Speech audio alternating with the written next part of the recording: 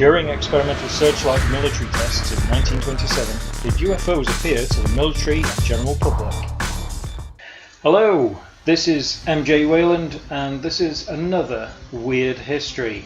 Today I want to talk to you about a UFO incident from 1927. Let's start from the beginning, because after World War I, the Sperry Gyroscope Company developed highly powered searchlights that could be seen from over 300 miles away. To demonstrate the power of the lights, the company took a tour of America, visiting towns and cities, demonstrating the power of the 1 billion candle power searchlight.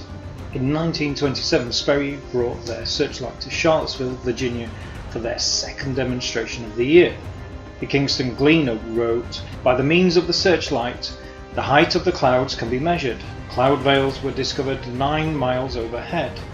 They also reported that they were able to tell if the cloud was particularly dense in moisture, dust, and a few other measurements as well were undertaken by local scientists. Interestingly, the Kingston Gleaner also reported that during the experiments with the searchlight, strange light sky phenomena appeared. Peculiar lights seemed to be jumping from clouds.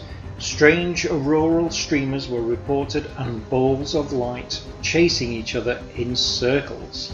Now that to me sounds like something pretty important.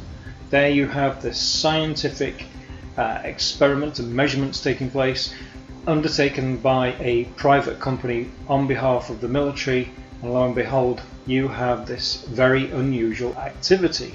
So then, okay, it's easy to say that this phenomenon was some form of light effect caused by the beam, but my research shows that between 1920 and 1934, when the searchlight was until around the country, visiting hundreds upon hundreds of different cities and towns, not one other location reported similar UFO phenomena. Could it be that the phenomena witnessed would reappear 12 years later in the Battle of Los Angeles of 1942, or even 22 years later in the Washington DC UFO flap of 1952? Either way, both of those UFO flaps actually had interactions from small balls of light with searchlights similar to the ones of the Sperry Gyroscope Company.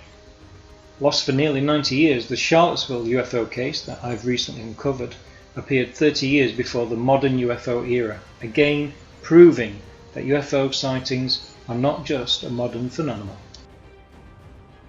If you enjoy mysteries as much as I do, if you enjoy ghosts, UFOs, Bigfoot, lost treasures, you name it, why not join me on my website mjwayland.com or subscribe to my YouTube channel. There will be lots of interesting and newly discovered cases unearthed for your pleasure.